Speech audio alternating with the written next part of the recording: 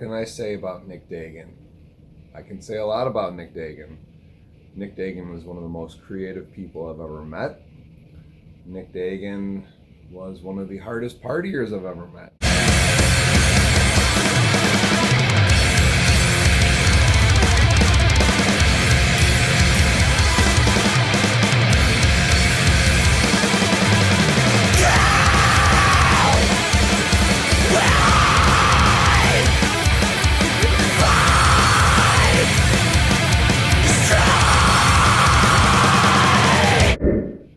I met Nick back in 2009.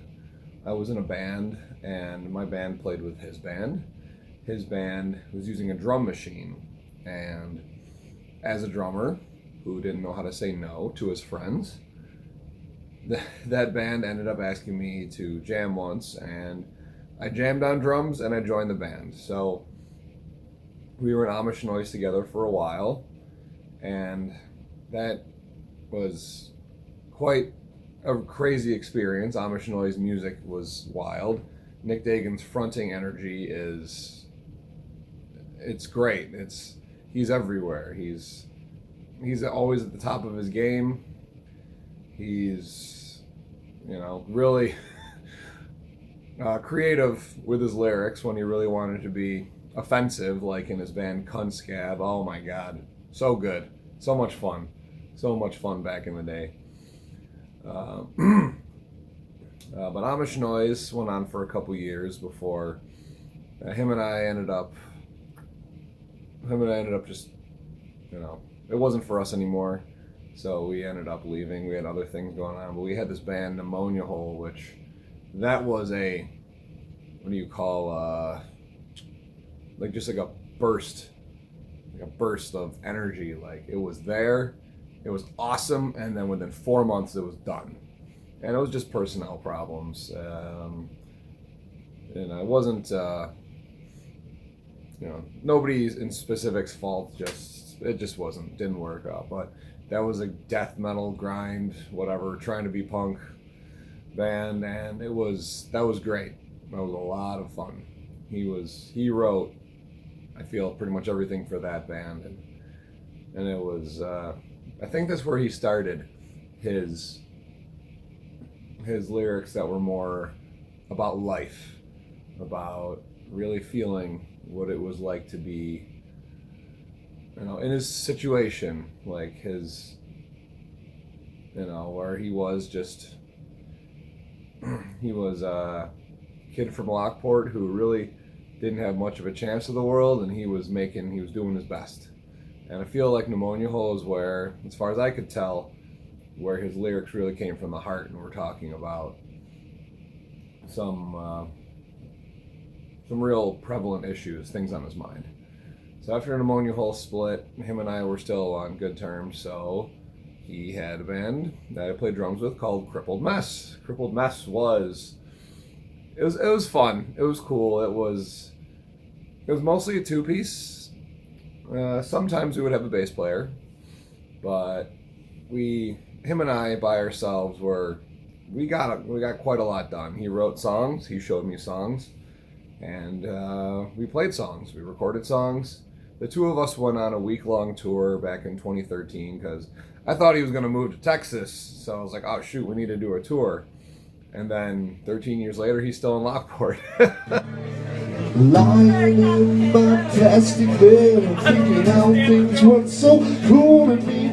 My baby wants to shoot me, like lying naked in my bedroom, tying off that dinosaur tonight. Used to be so cool, well now I got that needle and I can't shake, and I can't breathe. I take it away, but I want more and more. One day I'm gonna lose the war, lying in my plastic bed, thinking how things weren't so cool to me. My baby likes to shoot pool, like lying naked in my bedroom, tying off that dinosaur tonight. Used to be so cool, well now I got that needle and I can't save, and I can't breathe. I take it away, but I want more and more. One day I'm gonna lose Our story begins a lot like most. Two people fall in love, and a baby is born. Dallas, Texas, 1987. Nicholas Michael Dagen came onto this earth, forever altering its course.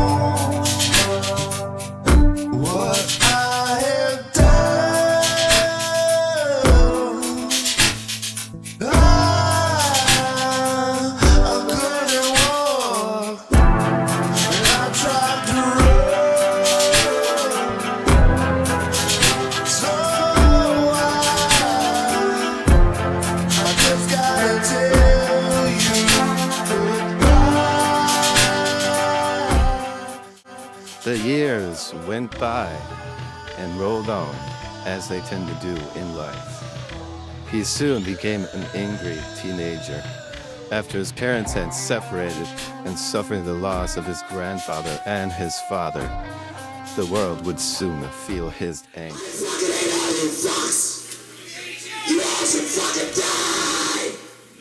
Dagen's first musical endeavor would be an inspiration that he got from G.G. Allen and his first band called Cunt Scab, featuring Trevor Garcia on guitars, Joe Bishop on bass, and Richard Zimmerman on drums and percussion. Even though they saw little to absolutely no success in any sort of musical aspect other than their actual music, they still continued to tread on for a good 7 years, with a few lineup changes, including bass player Justin Bullard, and then eventually Russell Hayden, and then again back to Joe Bishop. They only actually played one show in their duration of music, had a failed attempt at a show back in 2006, had their final actual show in 2010 after shortly disbanding.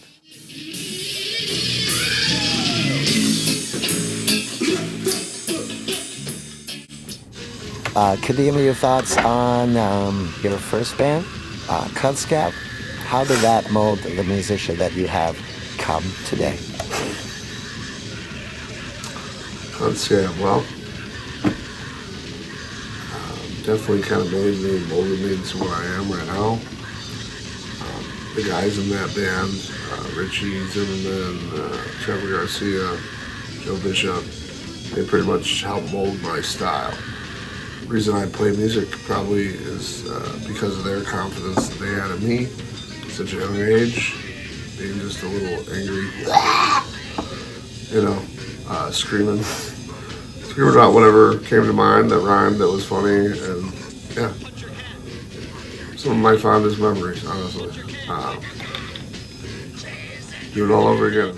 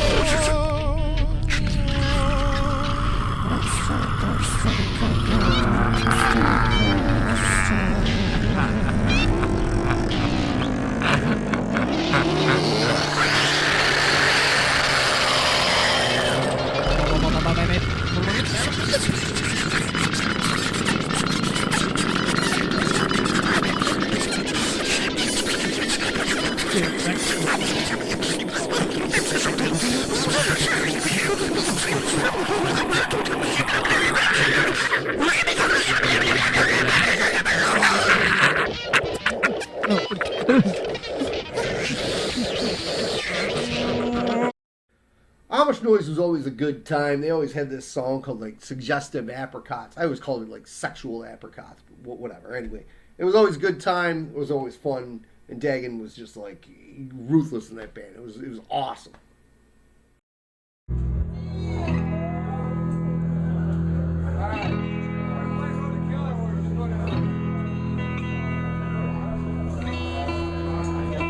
Hey, what's up, everybody? We're Amish Noise. Yeah! Alright, this first song. Just do it, man. Yeah, it's good. Alright, this first song is called Revenge of the Amish.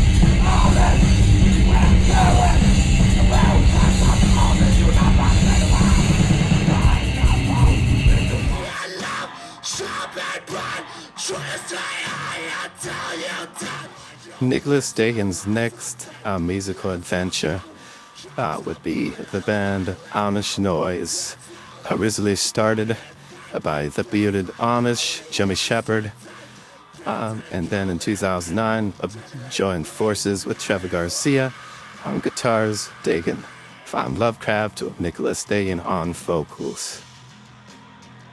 This resulted in 2 EPs, The Devil Only Wears Buttons, and Welcome to the Fungal Jungle.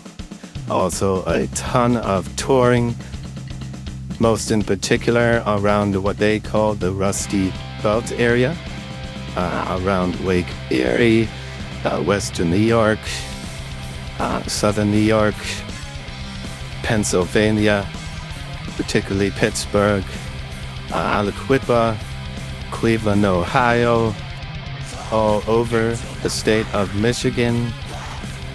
Unfortunately, though, this collaboration would be very short-lived, as with that lineup of Nicholas Dagen, speaking about Lovecraft on vocals, Trevor Garcia on guitar, would only last from 2009, the end of 2009, until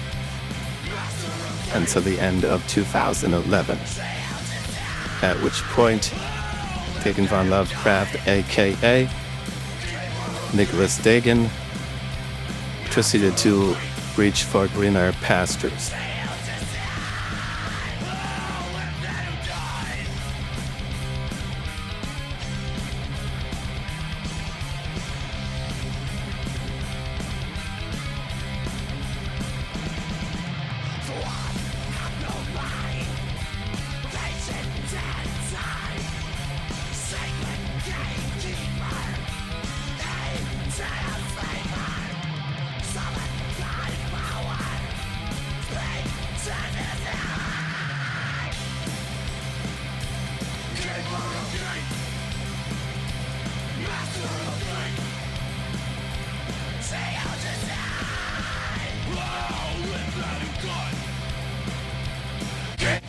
can you give me your perspectives, your breakdown on Amish Noise, and what that next project for you was like? Amish Noise, yeah.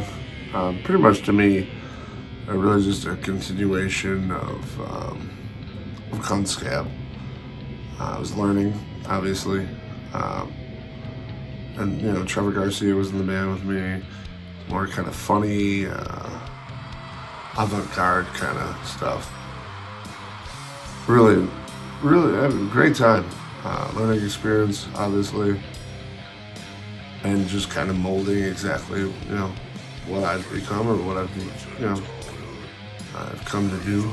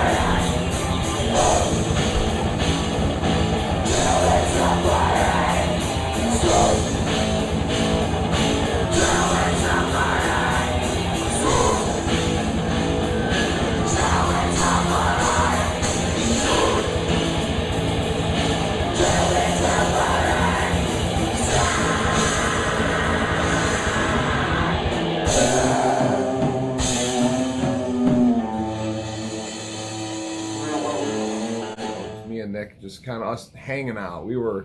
I feel at the time he was pretty much like a best friend to me at that time. We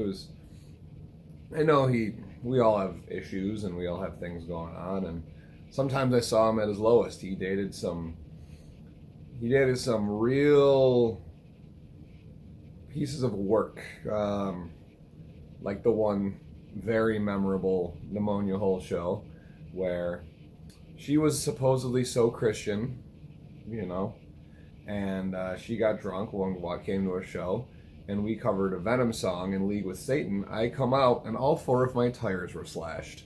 She finally admitted to it about 6 years later, but whatever, that water is way under the bridge nowadays. But so yeah,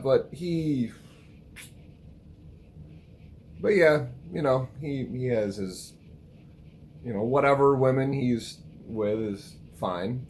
I would say that you know, they're not really always the best. I don't know if there really was any since the one that I met, when I met him, that really were all that great. But I know from his previous relationship, he has a daughter, and I feel like that really, really helped ground him a little more. And I think he's doing a great job as a father. And it's really cool to see Nick, to see him, just he writes a lot, writes all the time. He makes these little videos, and I watch all of them. He tags me, or he'll just post it on his page, and I don't know, maybe less than 50 people, less than 100 people will check it out, because, you know, just a guy in Lockport just doing his best. But I think he's a really creative guy, and I think he's going to be a musician and a poet for his entire life. And yeah, it was I think working with him was a lot of fun. It was a lot of fun. And sometimes he would be really obnoxious. Sometimes it could be with drinking or without drinking, because you know, it could be just an obnoxious person. Sometimes you need that alcohol together. Sometimes you're just obnoxious in general, which it's fine. It's whatever. I love the guy.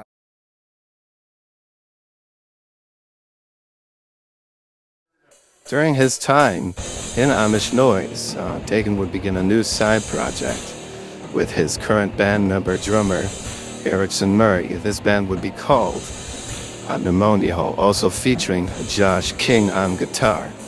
Although the collaboration would be short-lived, lasting only about 9 or 10 months, they would play a boatload of shows in Rochester and Buffalo and the general Western New York area, gaining quite a decent following. They were also able to release a demo, 5-song demo, as well as a live CD from all of their shows played in the Western New York area. I mean, Poor, Hungry, and Pissed Off. But then again, history would repeat itself, and Dagen would soon be in the search for greener pastures. Can you give me a rough breakdown on your time and your third musical endeavor, Pneumonia Hole? What was it like? Yeah, Pneumonia for Hole. you in Pneumonia Hole? Definitely like a burst of energy. Didn't last very long, obviously. But I mean, it was fun. My buddy Erickson, who was with me in Amish Noise, our friend Josh King, was making heavy fucking music, having fun, getting lit, drunk, making good ass music. What else could he ask for?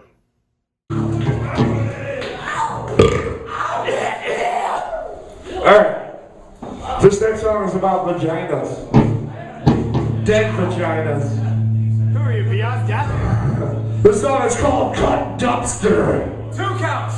2 counts. 2 counts.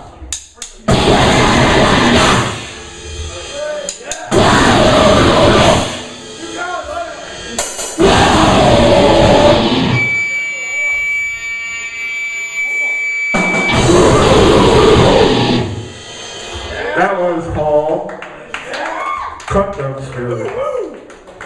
Faster. What's it called? Cut Dumpster.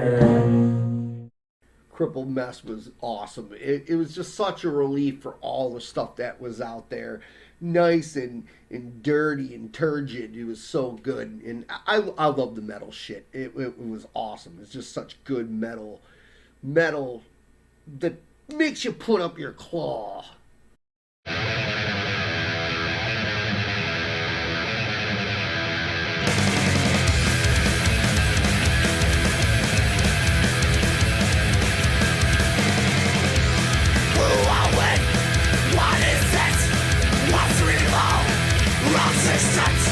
Where will we go? What have we done for me to stop what we've become?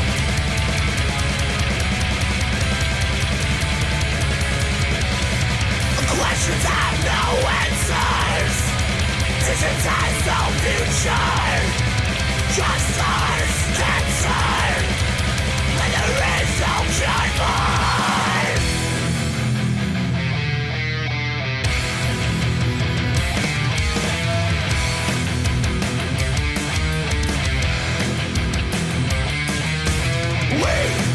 All the bastard sons of God. We are the bastard sons of God.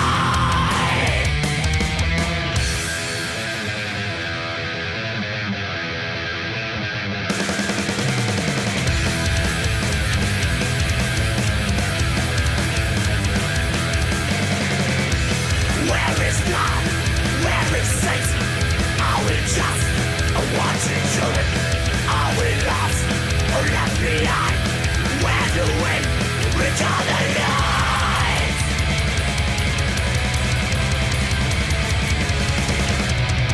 Questions have no answers. Since has no. You try to be the best, but once in a while you stare into the eyes of the devil. Yeah. Richard. Dagen's fourth project would be called Crippled Mess, featuring again on drums and backing vocals Erickson Murray, and would remain a two-piece all throughout 2012 during their extensive touring, as well as studio time for their first EP, which would be a self-titled EP. They then recruited bass player formerly of Pig Rectum, Corey Subject, from December of 2012 until October 13th, were forced on a hiatus due to Dagen's substance abuse problems. And shortly after returning as a two-piece in February of 2014 for the Drunk on Wheels tour, which lasted a total of 2 weeks, and immediately returning to the studio for Killing for Christ and recruiting new bass player Casey Jones, formerly of B-Side Bastards, continued to tour for the majority of 2014 and disbanded again in early 2015. Crippled Mess would again reunite sporadically until finally calling it quits in 2018.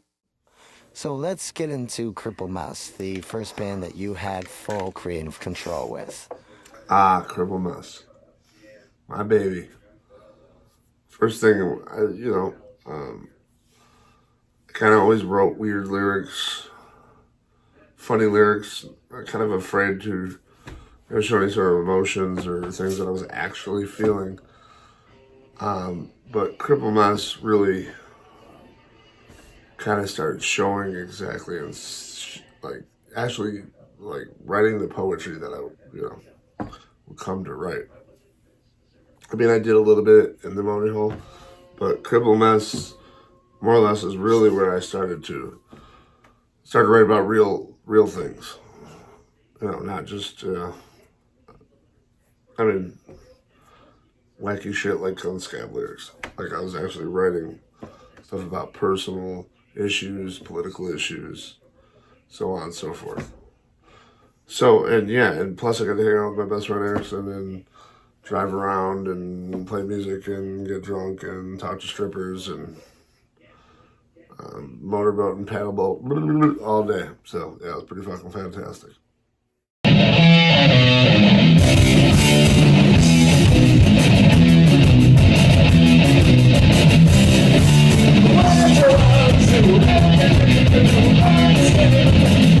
What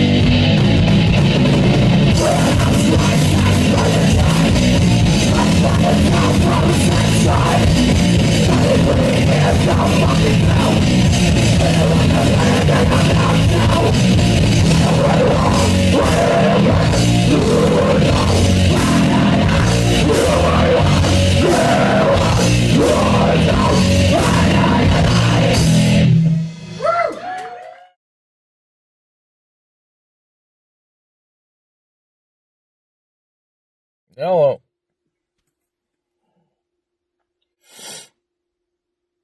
My name's Daniel. I want to talk a little bit about Nicholas Dagen.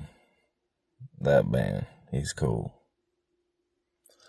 I tell you, the first time I met him, he was on the line at Applebee's where we worked together. And he come on there and his energy was insane. Like, honestly, I'd never felt nothing like that before. Nothing. And it went and he got better and better. He was one of the main cooks up in that motherfucker for a while. Like, he just came in and took over. You know what I mean? And I was like, I was like, wow, that's fucking cool, man. Cause I had a lot of things that I had to fucking deal with too. And, you know, he took care of like most of the shit that I didn't have to deal with. And I was like, fuck yeah, thank you, dude. You know, and then fucking one day he told me he's fucking playing guitar. And I'm like, oh shit, what do you mean? You know what I mean? Cause I fucking fucked with people that, had played guitar before and they were like, you know, it's cool. You know, everybody's, you know, starting somewhere. But like when I met him, like, it's like, fuck, dude. This was really fucking cool. It's like we made a little fucking thing right out the bat. You know, he's like, okay, let's see if we got motherfucking chemistry. You know what I mean? Like, okay, let's get it. And then we went and fucking started playing, dude. Our first band. It wasn't a band, but it was like our first project was Blasphemy. Or Blasphemous. Sorry. Something in that fucking quarter. But it was so sick. And we had so many riffs that I still use to this day, that he probably uses to this day to fucking, because it was the foundation of something. You know, he's fucking awesome. He has nothing to prove. Nothing to prove. He's there. You know, he's fucking sick. And he fucking always, like, it took me a long time to realize it, honestly. Cause, you know, I'm growing up too. You know, but he was fucking awesome. Like, he kicked fucking ass. Like, it's like fucking times. I'm not, alright, this is gonna be later on in what I'm saying. But, fast forwarding. The actual band that we coined, the Dark Blue, was fucking phenomenal. That's not even the word for it. That is not even the word for it. No. Fuck no. That shit, no, I have never heard anything in the world besides like fucking, damn, I can't remember. Like, our fucking shit was awesome. It was sickening awesome. It was awesome as hell. We had the fucking timing. We had the fucking trumpet. We had fucking Dagon rocking. You know what I mean? Like, come on. Like, what the fuck? Why did it end? But anyway, everything always has to come to an end. But it was a great thing to have. It was always a great thing to have. And it always will be, because it's on Spotify. Anyway. Nicholas Dagen. He's from Texas.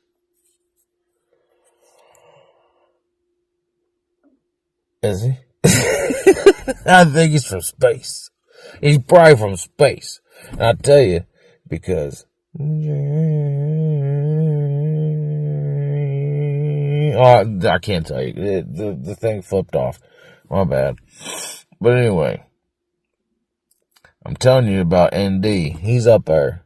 And he's in there. Because the one fucking solo he done on that one song was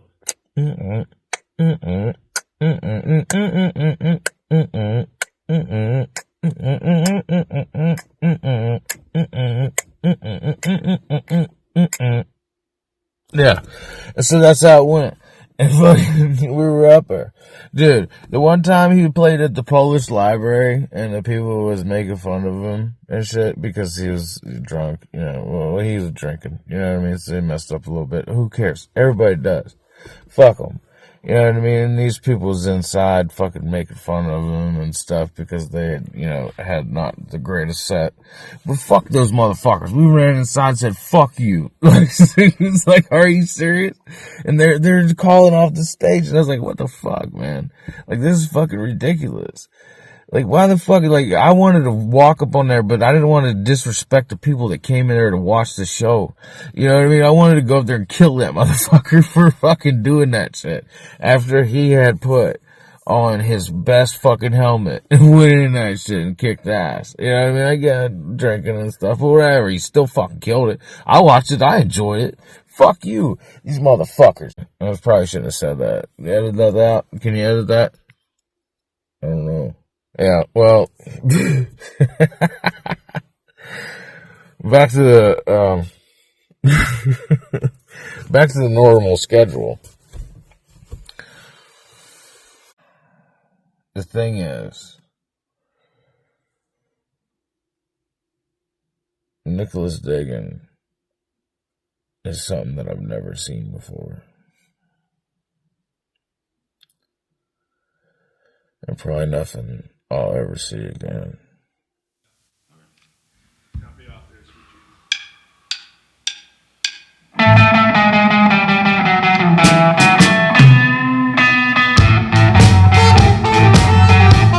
All by myself,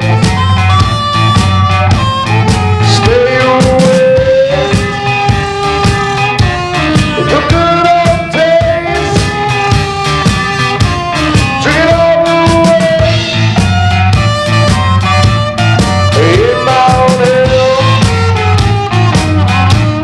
I will away. Slowly the pain, in my way.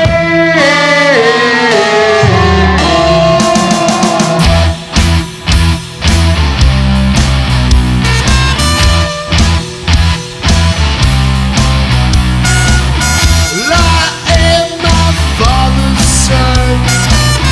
I am my father's fear. The voice of rejection has never been this clear.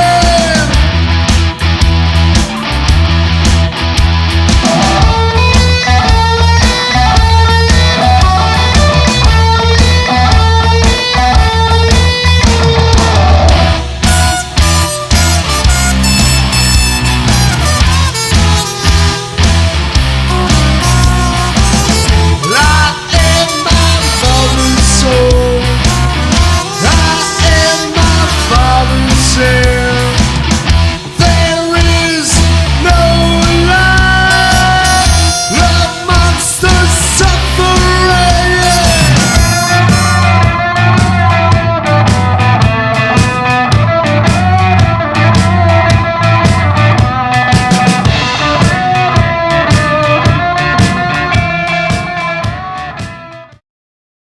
Shortly after the hiatus of Crippled Mess, Dagen began working on some new music with two friends from work. Daniel Taylor on drums, Sean Pryor on trumpeted vocals, and of course Dagen on guitars and vocals. They began writing tunes in late 2014, then started regularly rehearsing, and soon became of the Dark Blue. Playing their first show in May of 2015, continuing to play shows all around WNY, Western New York. Acquiring Rich Zimmerman on bass at the end of 2015, shortly after releasing their first and only EP, Autophobia. Then they disbanded after much tension between band members, reached its boiling point, along with subsequent substance abuse amongst all members.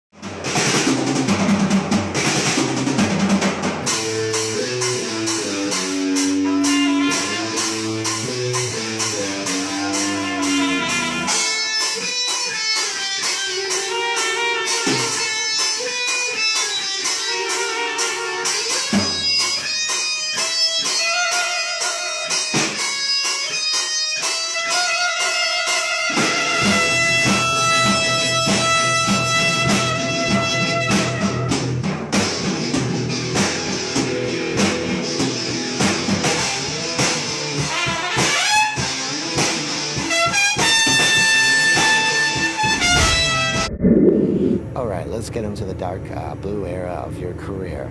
How did that all come about or come to fruition?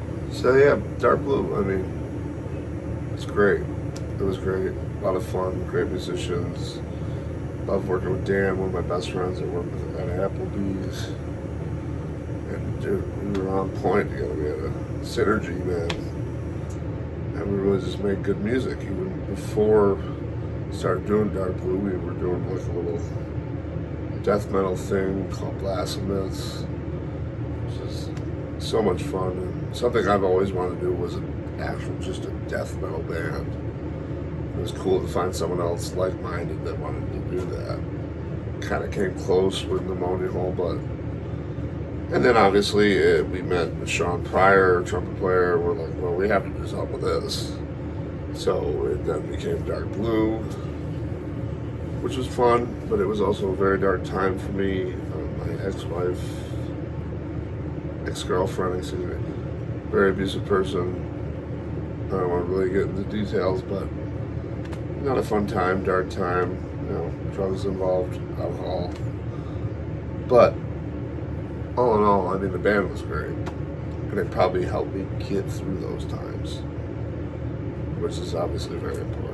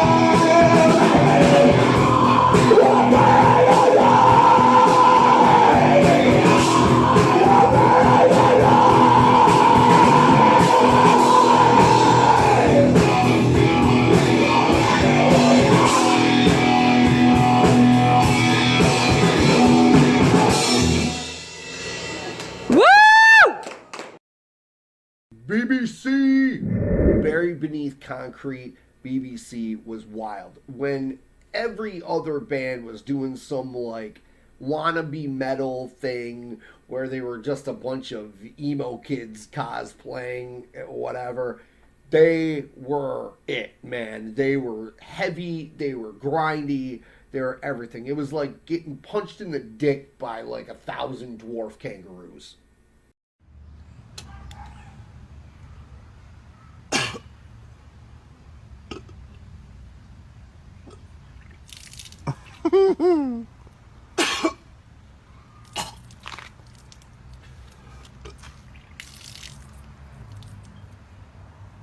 Hey James, What? what band are you playing? BBC.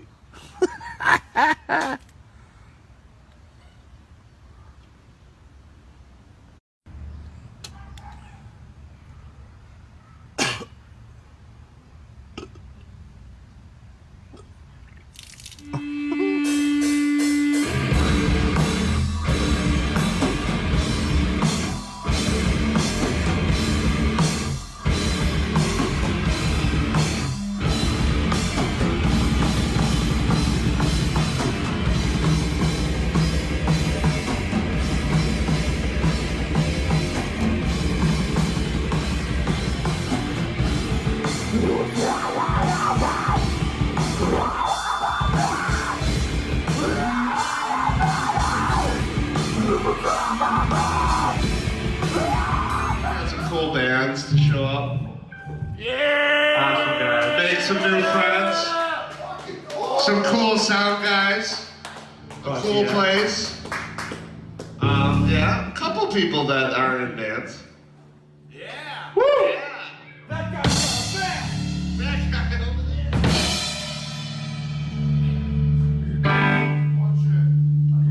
there. This song is Make Them Suffer.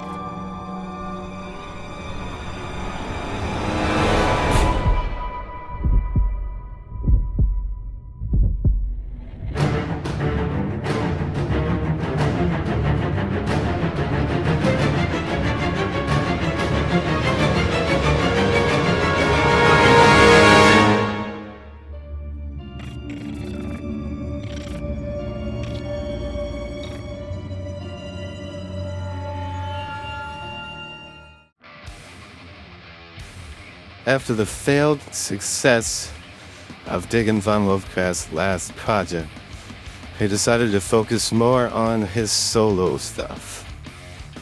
Started writing for his solo career, which would soon be to be known as Dagon von Lovecraft. In the meantime, he would focus his energy on a group of friends that he had started playing with: James Rose on guitar, Tyler Cleary on bass, and an individual that would prefer to not be named on drums, which would form the early foundations of BBC, Buried Beneath Concrete. After subsequently firing the individual who preferred not to be mentioned, fired him from his position as drummer, they then re-elected James Rose as the drummer, and this would start BBC, Buried Beneath Concrete. They began writing the summer of 2016, working hard on new metal riffs, new evil songs about evil things, serial killers, murder, death, and mayhem. They finally got their first show on October of 2016 and continued to play shows over the next 6 months until they were able to get into the studio and record their first EP, Vayate Apud Inferos, which would show great success as well as potential and bigger touring and national exposure. After the release show of their new album, Vayate Apud Infernos, which showed a great class of people showing up in large attendance at the Mohawk Place.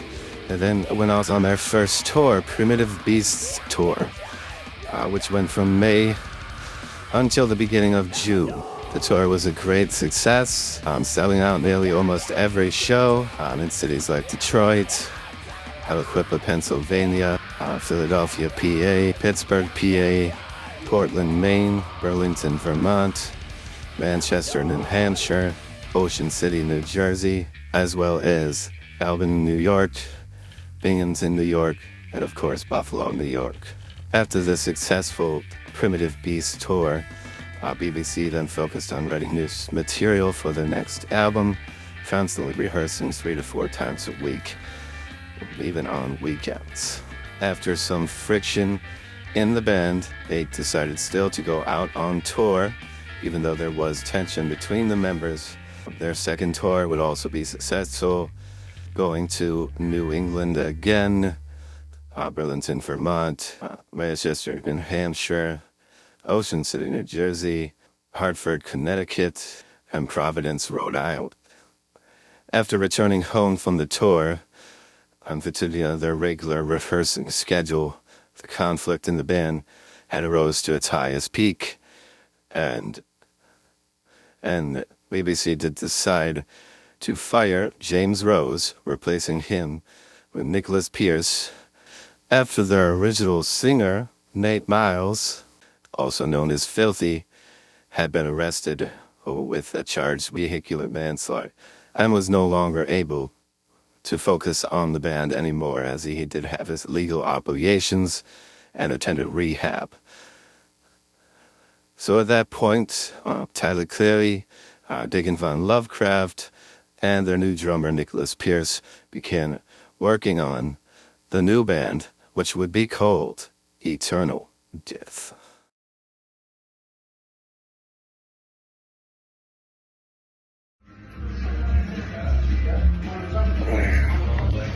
Here was a killer illustration I did for Dagon when he was in Eternal Death. Just a guy clawing his face up. Pretty self-explanatory. Had a good time doing it, though. Again, Dagon, I appreciate you, brother. Peace.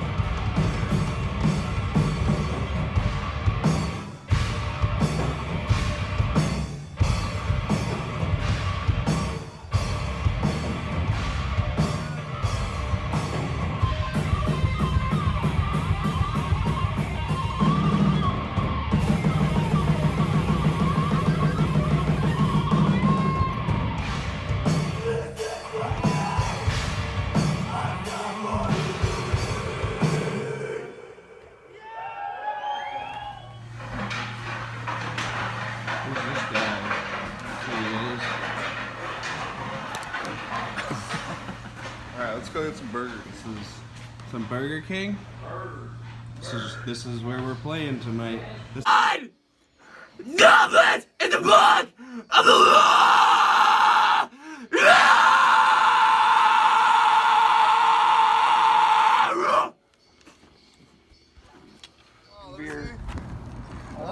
This is me in Rochester. Yeah! Yeah, Rochester. Come on in here in Chestnut Street. Oh, dude! Oh, God, that was awesome! Oh, you're too famous right there. Keep living the dream, asshole. You'll get it. Well, yeah, one day. You smarten up. Nick, you can do this. Dude, I don't know, man. I gotta play drums. Come on, Tubby.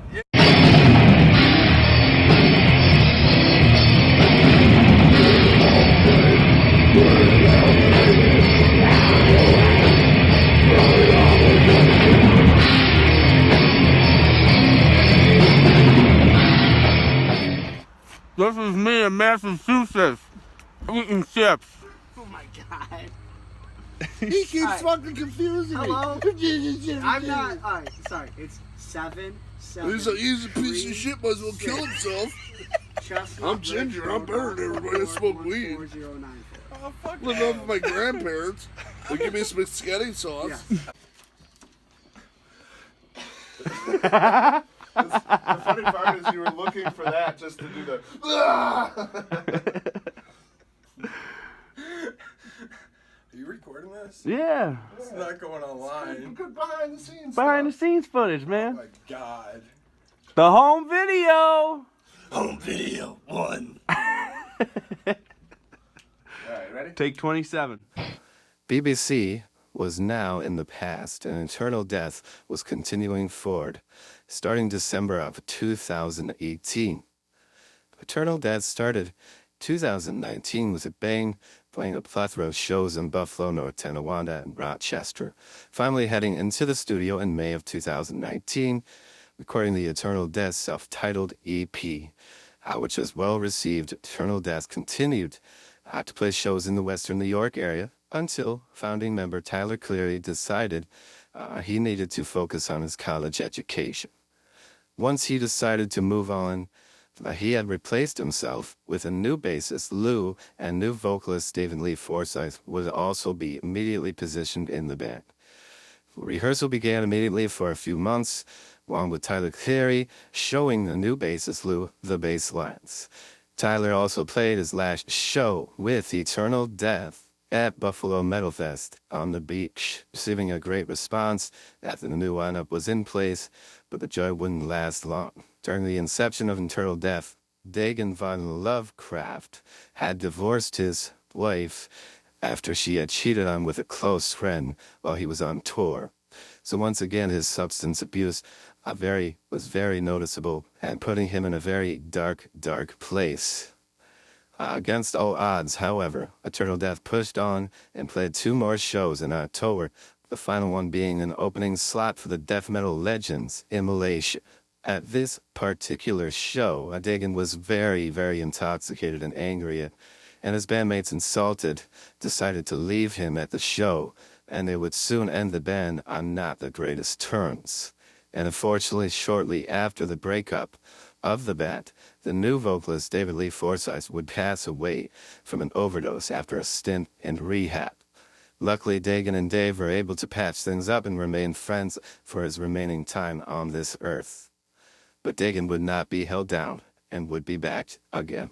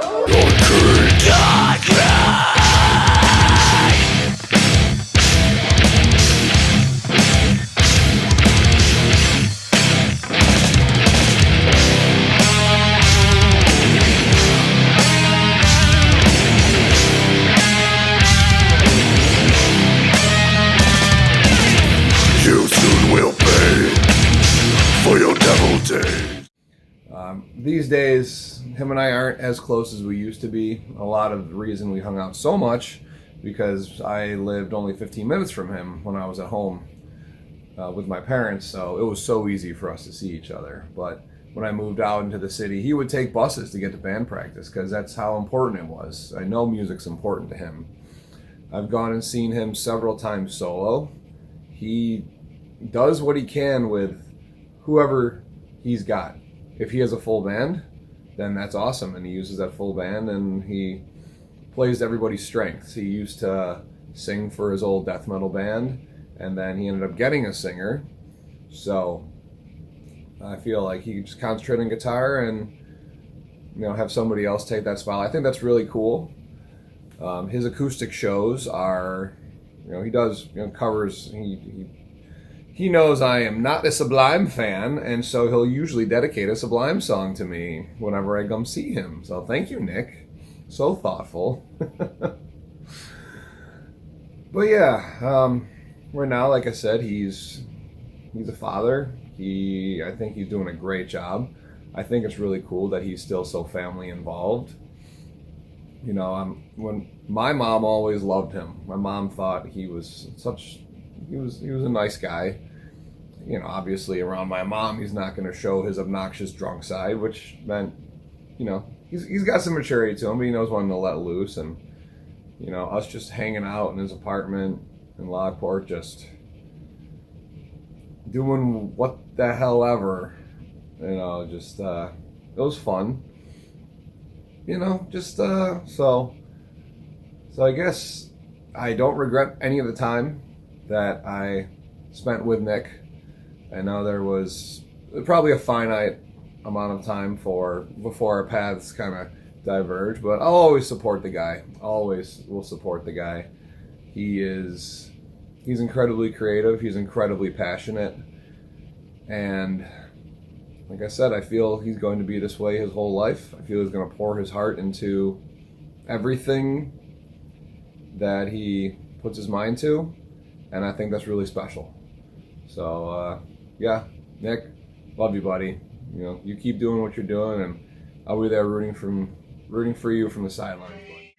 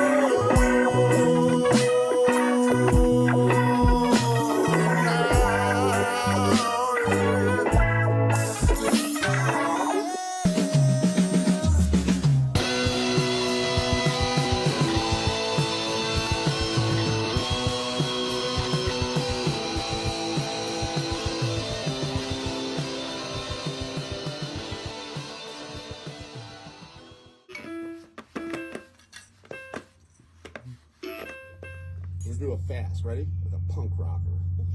1, 2, 1, 2, 3, 4.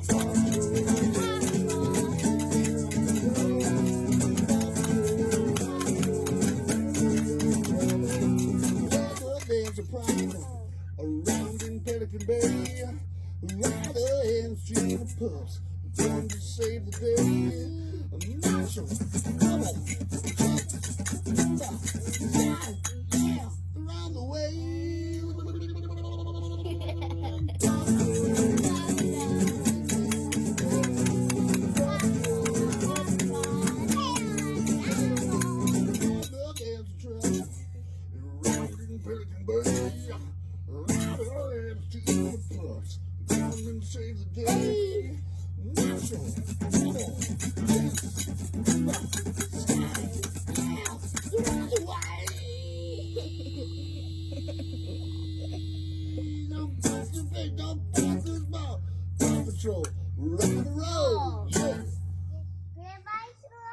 You want to slide? Yes, I slide. About slide. Can I see? Gonna slide? Yeah. 1, 2, 3, go. Good. 1, 2, 3. Do it again. Baby ball. Sing. Baby ball. Big ball. Do it again. Baby ball. Dagon's always been a fun, super great dude. He's always been awesome playing shows with me and booking them on shows. And he's always had his head like, not like super up in the clouds or anything like that. One day, Dagon hit me up on the phone and he was like, yo, what up, MCMD? I got this track that's got a guitar line for it. I want a really solid rapper for this track here. You know, what do you think? I'm like, well, you know, what's the song called? And he goes, Keep It Easy Greasy. I was like, fuck yeah, let's go and do this. And a badass song was born. Easy greasy, keep it easy greasy, come on. Keep it easy greasy, come on. Keep it easy greasy. In canon phrases of the arcane text of the hip-hop's necronomicon, like surgically injected. I speak in tongues, making eardrums pop like a junkie's vein when a needle drops. Lyrically murdering third degree, dissecting all MCs quite carnivorously, like a chainsaw climbing up your family tree. My name bleeds gums like cavities, tastefully tasteless, defiling the patrons. Keep them all talking like some internet hatred. They turn my music up, the volume swells. I got more bars in prison cells. A chop blocks cold cock when it comes to knock. Got the block on lock, no Glock to shock. I'm MCMD, kid sick like smallpox. Number one in the rap game, number one on top. Easy greasy, come on. Keep it easy greasy, come on. Keep it easy greasy, come on. Keep it easy greasy.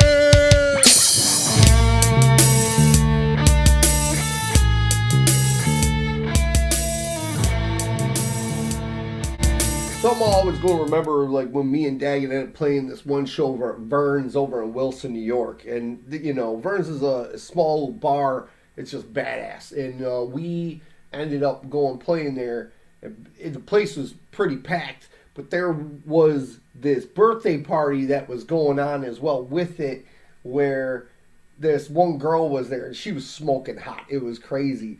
And here's Dagon, like when he was up on it, so he's like, hey, this song goes out to you after every song. And it was great. I think he got her number that day. You know, whatever. Fucking 3-chord bastard. Anyway, it was good time. And I remember at that show too, it was me, Dagon, and Jigster.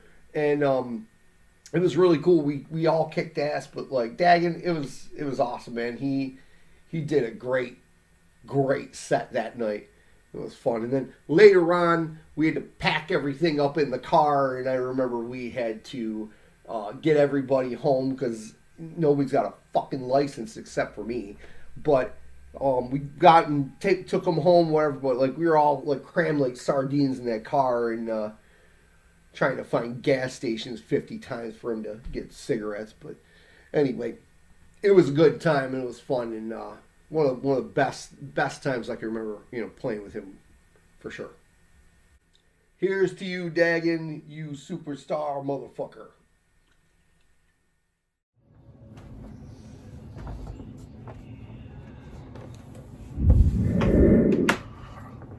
Dagon von Lovecraft. Well, that would be me, I guess. No, yeah. Once again, great time. Anytime I make music, it's fun. Love making music, that's why I do it. Clearly, I don't make any money off of it. At least not enough to live off of. But, yeah. I'm finally doing another thing that I've always wanted to do. And that's be able to be a solo artist. Be able to make my drums do the bass lines, do the guitars, vocals, obviously the samples, everything that comes to it, and it's one of my favorite things, along obviously with being a parent. And at this point in my life, it's perfect because that's exactly what I'm doing, being a parent, making music, because that's what I'm always going to do. And that's what it really boils down to. The fact is, a real musician, I'm not saying I'm the best, I'm not saying that, but a real musician, someone who really genuinely loves music and does it because they have to. Not because they want to, but because they have to. I have no choice in the matter. Just like being a father. Like I've heard a lot of people say, "Hey, you're doing a really good job. You're doing a great job." I'm like, well, I don't know what else to do. So, not that I'm saying, hey, oh yeah, don't give me any compliments. It's just like, thank you for the compliments, but I'm just doing what I feel is natural, just what I would do. So I do love everything, all the gratitude, you making this movie, much appreciated. Thank you. I don't deserve it really, but thank you anyways.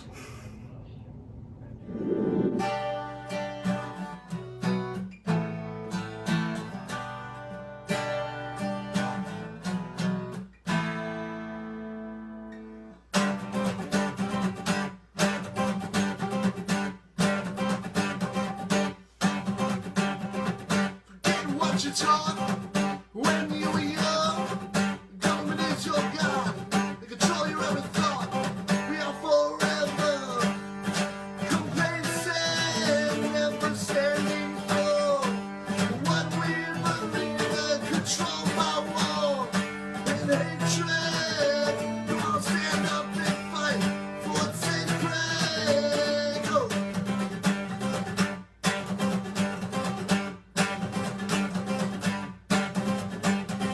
Controlled by big business, a corrupt fascist breed.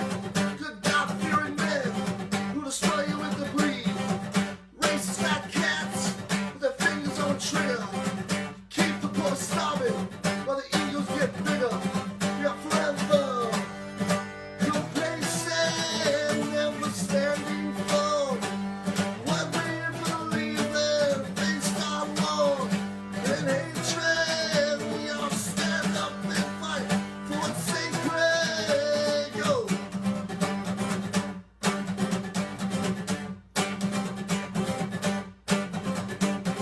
They put up a wall, but we'll break it.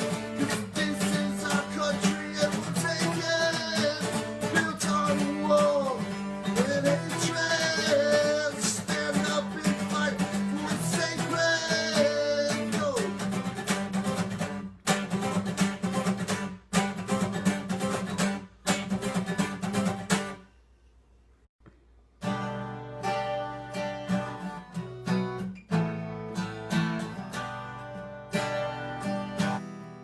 Soon after the breakup of Eternal Death, COVID-19 would come into play.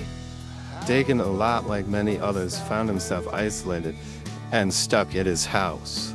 So this, of course, became an intense time of writing for Dagen.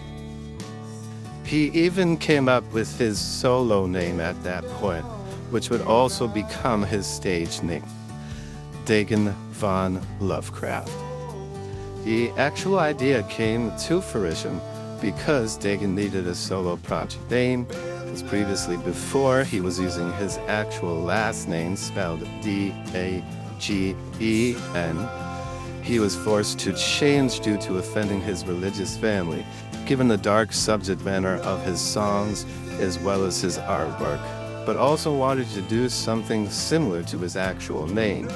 So being a huge fan of H.P. Lovecraft, he decided to adopt the name of one of his evil characters, Dagon, along with Lovecraft's actual last name, Lovecraft. During the writing process, during COVID, he spent most of his time working on new material, releasing his first solo EP, One Step into Oblivion, at the end of 2020. Recording in Doug White's Watchman Studios, Same place as Brutal Truth and Gym Class Heroes, just to name a few of the more famous bands he's had in there. Also had the artwork done by Bob Bieber, an amazing artist in his own right, who had done the Eternal Death EP cover before as well. The artwork in the theme of H.P. Lovecraft would have Cthulhu on the cover. The album did have decent success and did open the doors for future of Dagon von Lovecraft.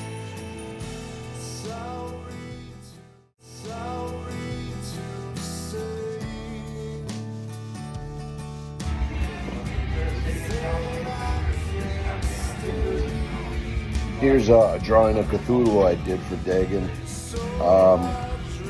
Had a good time doing it. It was during 2020, during the pandemic, when they tied my hands and wouldn't let me work. So I thank them for giving me the opportunity to stay busy. I really enjoyed this one, and it was a good time doing it. And I'm grateful to him for it. Oh, hey Richard. Ahoy. This is how drummers show up.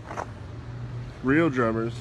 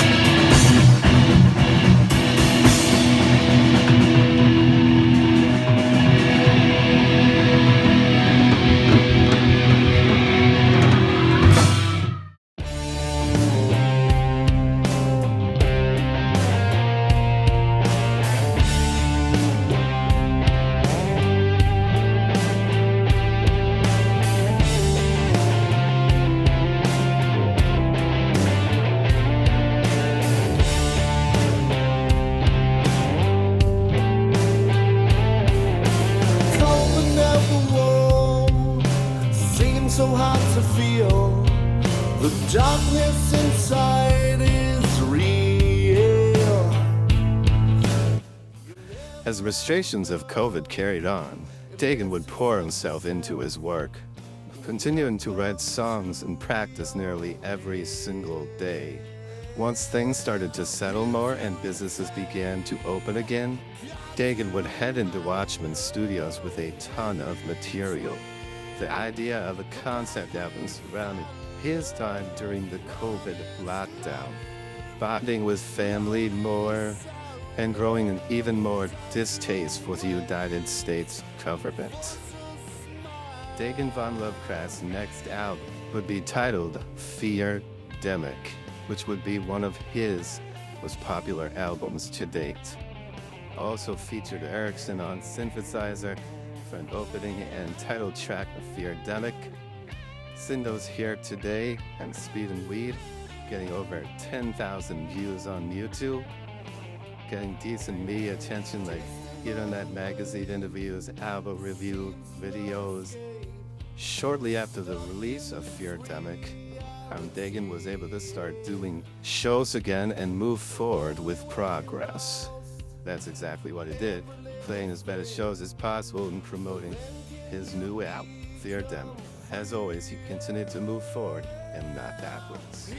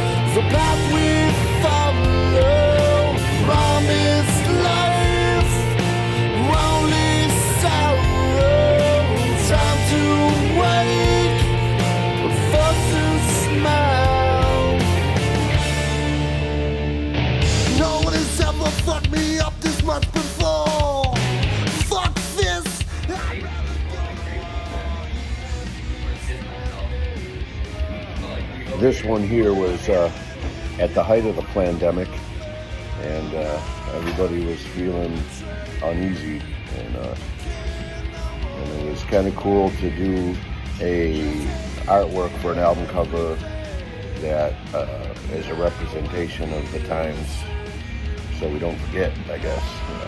Thank you again, Dagen, for the opportunity. I appreciate you, brother.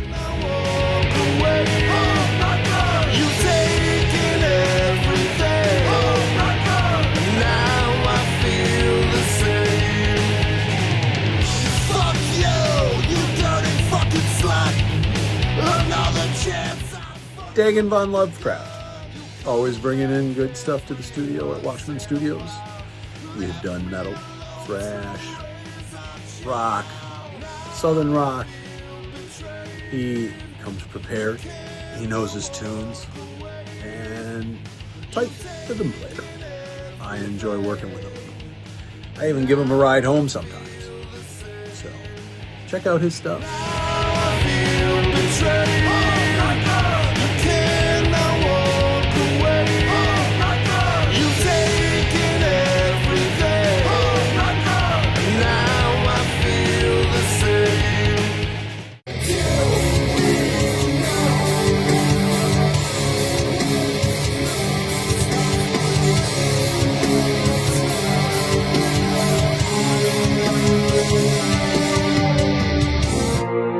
That might be.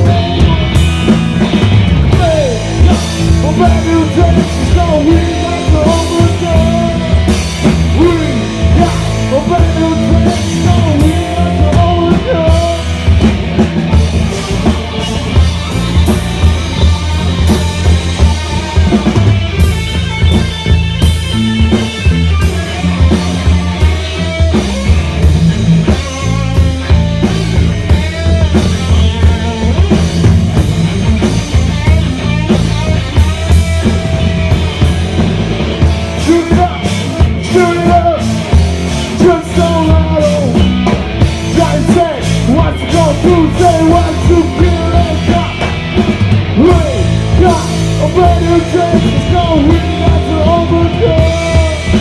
We got a better days going out to overcome.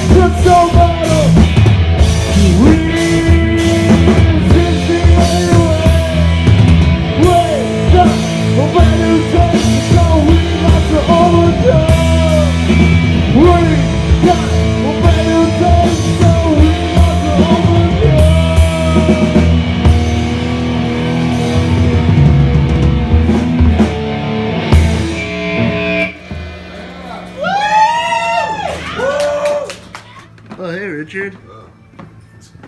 Oh, hey, Dibs. And that was Dagon von Lovecraft's Demic. Because this is the conclusion of my review of this album. From Dagon von Lovecraft, Demic. I think this album was about someone who was in a really dark place at the beginning. They were just angry and frustrated with the world, and the world was like a horrible place. And in parts, like a lot of the world is not particularly fantastic at the moment, you know. There's a lot of conflict and a lot of hostility there. But I think it came down to looking like with Homewrecker, you know, the fact that the mother of his child is not really there, and it's caused massive issues. And Speed and Weed is maybe them trying to like find a way to deal with the pain that comes from that distress and dysfunction. You know, not for nothing. Here Today, See on the Other Side.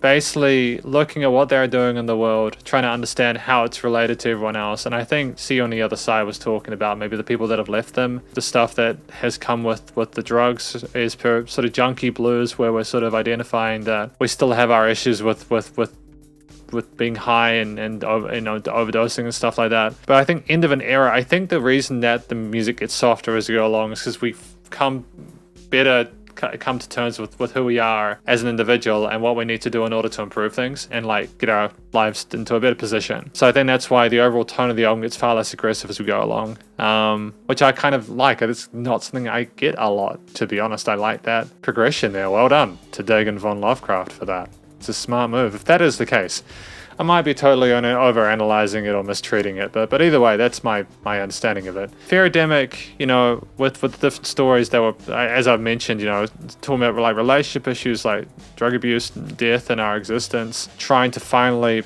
turn the page on and find a new chapter, you know, but not before looking at our behavior and being singing about it and you know, just trying to be here today and trying to be the best you can be. There's a lot of different themes that are explored within this album. I think for the most part they're done competently. I think that Dagon von Lovecraft's vocals are fantastic for this as well, and not just. I enjoyed his clean vocals without the vocal fry as much as the shouting and kind of growly stuff he had in some tracks like Demic and stuff. He's got an incredibly versatile voice. He can not only do the single melodies and keep a listener entranced, but can also do vocal harmonies and make really beautiful chord-like tones with his voice. And it's just a wonderful bit of classiness and sophistication, I suppose, and within an album that is brutal and vicious at times. I think that it was also nice that we managed to incorporate sort of vocal styles from like punk and new metal and rock, and kind of like even some like grungish and acoustic rock, alt rock kind of stuff there. Again, a great vocal technique, comfortable within our range, expressed ourselves really well, showed an appropriate level of intensity for a lot of the things we were discussing there. It was a believable vocal performance, and they ought to be proud of themselves. The structure of each of these tracks, it varied. There was a lot of change. It wasn't just verse, bridge, chorus, verse, bridge, chorus. There was some instrumental sections, some interludes, some sampled parts, like Demic. The start to the album with Demic was phenomenal, with the different like bits of people sampling and the vocal modulation there as a call and response, and the guitars on the side and everything like that. I'm really impressed with the way that they did sound design there, because that is sound design. It's more than just, that's not necessarily writing a song, that's creating a mood and ambience to get the listener into a position where they can appreciate and accept the album for what it is. And I think even though 5 minutes 40 is, you know, it's a lot. It's a lot for someone listening to music for the first time. Not for me, because I've done like 1,000 of these, but for your average listener, especially with the industry at the moment moving towards 2 to 4 minute tracks, yeah, it's a lot, but I think that the music is more than worth it. I think Dagon von Lovecraft was aware that maybe the time would be potentially an issue, which is why they made the intro so interested, and they encouraged you to get involved. I think there's also the reality that maybe Dagon von Lovecraft just wanted to make the music that they wanted to make, and that's totally dope as well. That's honestly the most important thing. I've just been doing this long enough that has ruined me. The instrumental performances from like guitar, bass, drums, the brass and sort of string sections in Demic, that was stunning, dude. That was stunning. I'm so used to hearing piano in a lot of these, and that was an instrument that I didn't really hear much in this. I feel like the only way you could have maybe improved this is having some piano, but then it can also sound kind of cheesy if you add the keys in, you know what I mean? It can kind of sound like you're making a ballad, and maybe you don't want to do ballads, and that's totally fine. It's an easy way to disassociate yourself from other types of music within your genre by lacking in an instrument that maybe some people take for granted. I think that's a smart move. Also, if you're not sure how to voice pianos within an arrangement, it's probably best to not do that, so that you don't look like you're just slamming them for the sake of it. So that's great. I think it would have changed a lot of the songs, not for the better or worse, but just made them different. So I think that, you know, the choices we made in regards not only the instrumental choices, but also the chord changes and progressions and rhythms we chose here, the different phrasings, the odd amounts of bars that we had occasionally, just to be able to sort of keep things sounding interesting. The thorough exploration of our abilities as like rhythm and lead guitarists as well as drummers and bassists and all that. It was definitely an organic sort of live performance there, live in the studio. It sounds like everybody was in the same room. I'm really happy with the quality of the performance. It sounded very competent and confident, and there was a chemistry within the band members involved. The production, recording, mixing, and mastering was absolutely sensational.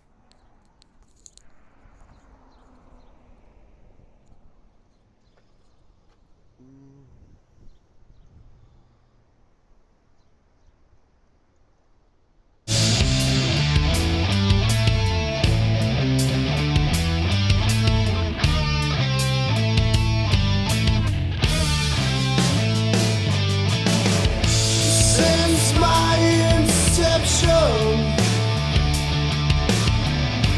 been chasing death.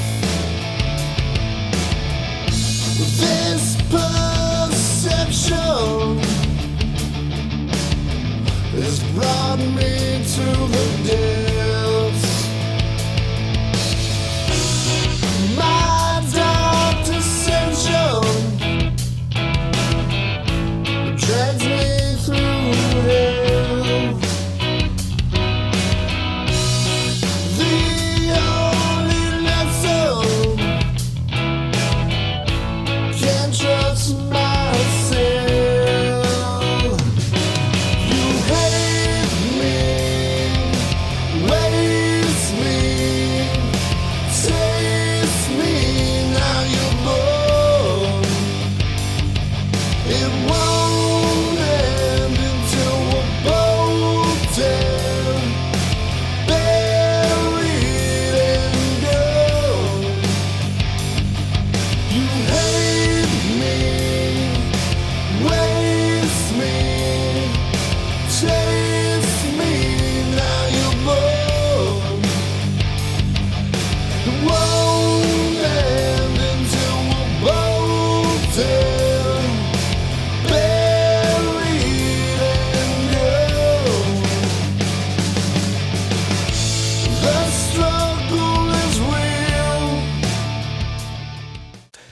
In 2023, Dagen began writing and promoting intensely. He did several interviews in 2023, also did a ton of acoustic shows the first half of the year. Then was back in the studio in May of that year to record his follow-up EP, North End of Nowhere, a title inspired from where he grew up in the north end of the city. In a previous interview, he had said that there is nothing to do there other than get high, play music, and get into trouble. The album reflects from this time growing up in that part of the city, which he was described as a very bleak time in his life.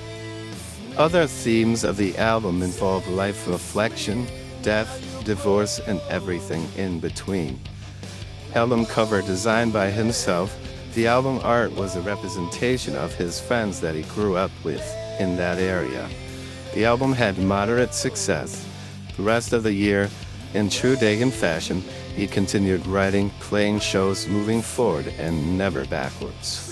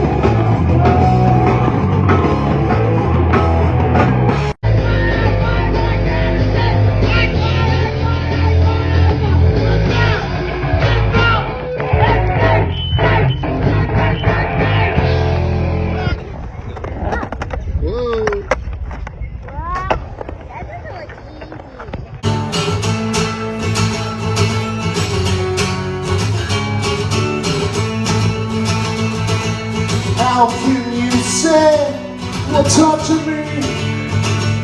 You're already thinking about someone else. When he comes home, you'll be times in our pickup.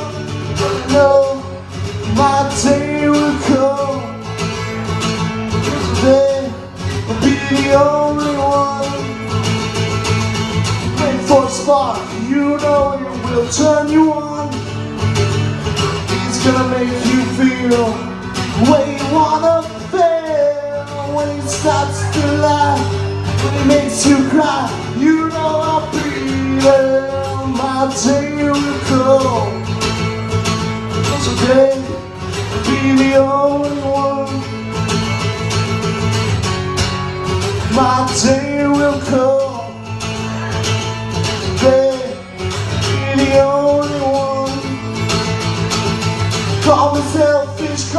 what you like to make it right. Want someone on your own, love to carry it on. That way, you don't stand a chance anyway. Got you. You don't stand a chance, so now you wait for his car. You know it will turn you on. He's gonna make you feel the way you wanna feel. When he starts to laugh, it makes you cry. You know I'll be here, my day will go. Today, be the only one. My day will go. Today, I'll be the only one. So you want perfection, see your self-destruction. You don't know what you want. It's gonna take you years to find out. I'm not giving you up. You've had enough. You'll take your bruise and let it. You'll come running back to me. I know that I will be the only one.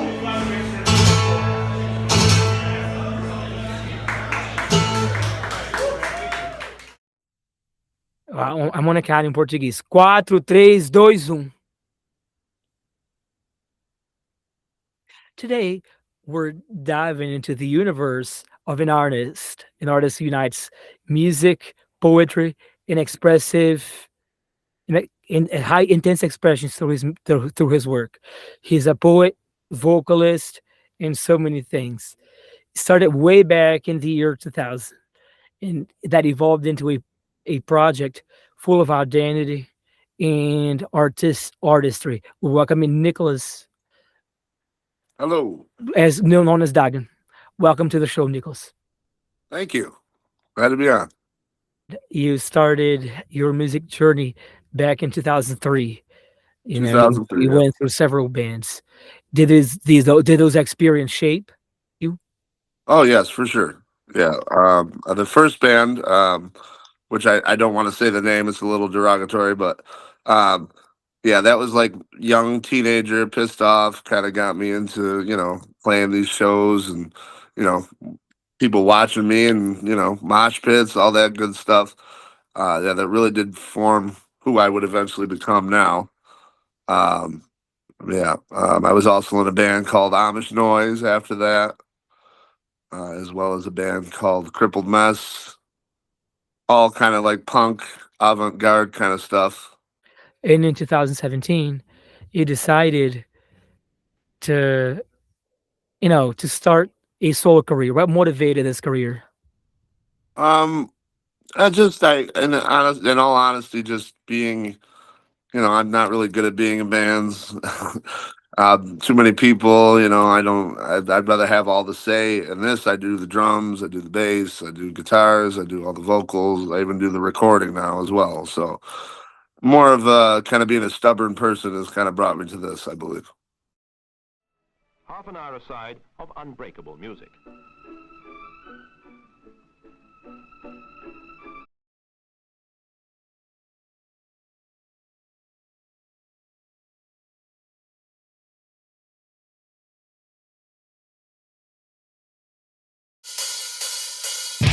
Saw my destruction coming,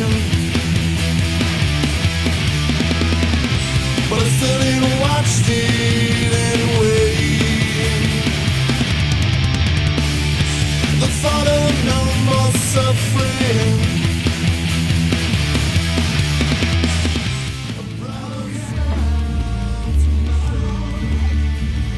So here's an illustration I did for Dagon. I see that he altered a little bit. It's a little gory, but it captured what I think he wanted, and had a good time doing it. It's a little disturbing, but let's go. In May of 2024, Dagen would head into the studio to record his next EP. Hope for the best, but expect the worst. Then immediately went back out playing shows and aggressively promoting his latest release. This album would be based on just what he was going through in life. Although on the outside he seemed happy he was a great father or trying to be a great father, but inside he was hurting, still torn up from the breakup and divorce of his wife and her cheating on him with his best friend. And of course, like most Dagen albums, this album did explore the darker regions of the mind and the psyche. Dagen has been quoted saying that he uses musical expression as his sort of therapy. In concept, I think that's exactly what this album was all about.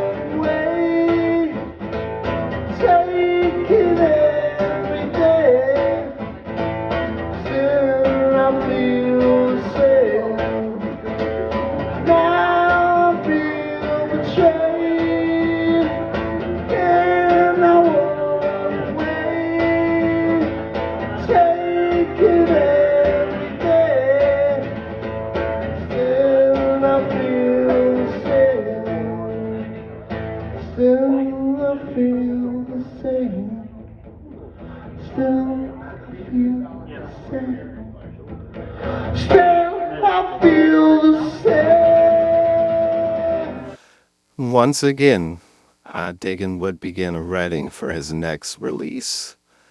During this time, one of his closest friends, pretty much like his little brother, would pass away from an overdose. And Dagen would be crushed, devastated. He would crawl inside of a bottle for the next 6 months. This would ultimately inspire his next single from his next album, the song Dead Friends in a Bottle of Whiskey. Because of his depression, Dagen didn't play many shows in 2024, other than a couple acoustic ones at the end of the year. His new album, which would be entitled Strange Vibrations, would do pretty well, but not as well as Demic had done previously. But that didn't slow Dagen down. He continued to write and move forward. In January of 2025, Dagen would finally release Strange Vibrations, containing the song that he had written for his fallen brother, Joe Hashke.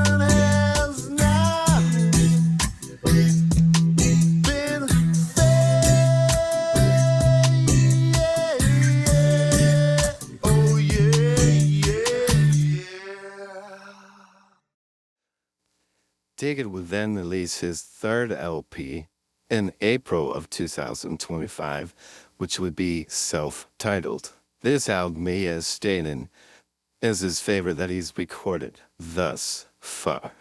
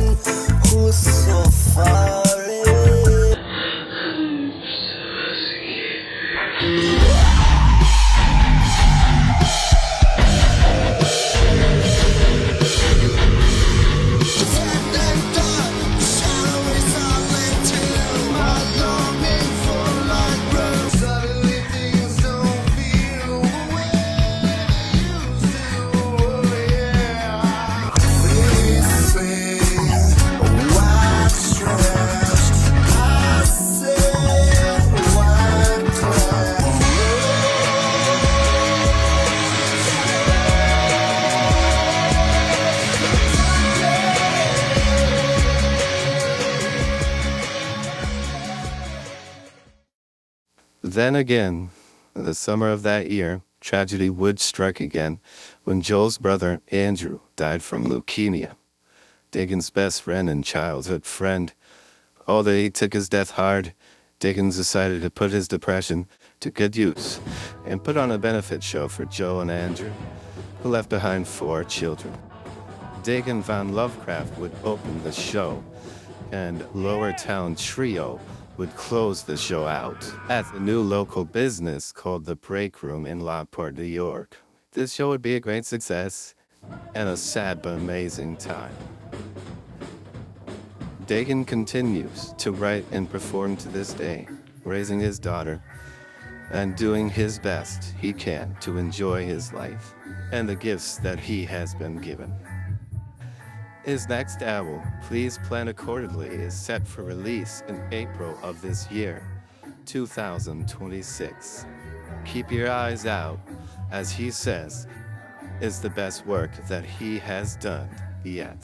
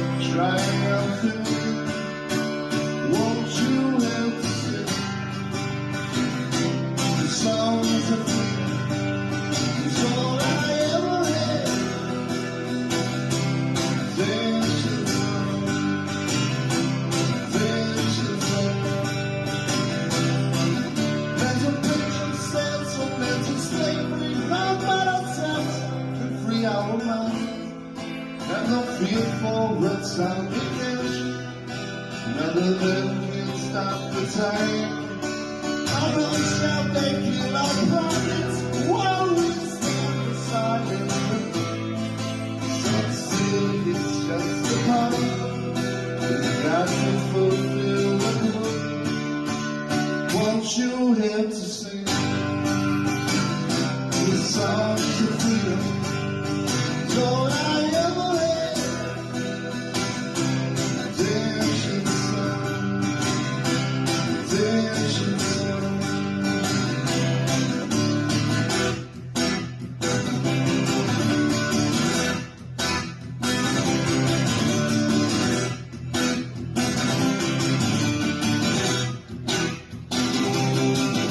That's what patience sounds, so mental slavery. Remember that sounds to free our minds. Have no fear for atomic energy. None of them can stop the times. How long shall they kill our prophets while we stand silent? Some say it's just a matter. Got to fulfill the mood. Want you here to sing the songs of freedom. It's all I ever redemption song, redemption song, redemption song.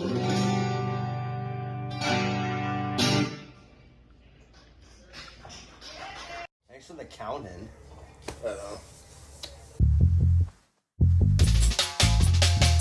I'm not the only one who's so far away.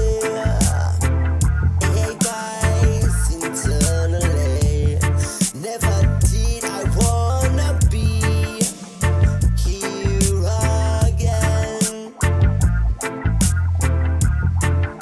And I'm not even sure why I stay.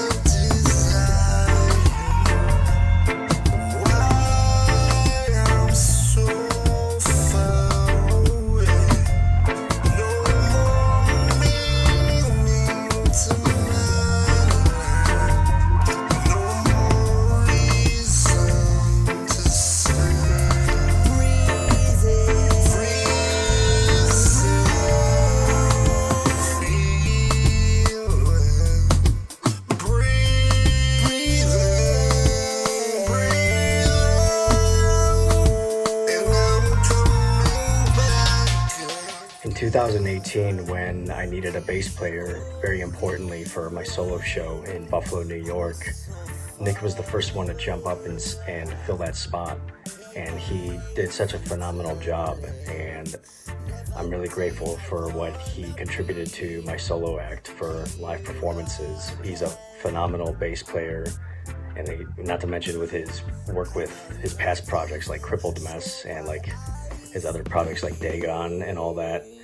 I'm really proud of what he's done, and I'm really looking forward to what he does next with his career. And I remember in 2018 we had the time of our lives performing at Casa di Francesca's in Buffalo, and we even had like such a massive set list full of songs from my original music to covers and all that. And yeah, Nick is one of the best, man, and he's never been a disappointment to me when he's done his music, when he jumps when he sees an opportunity, and that's what I admire about him.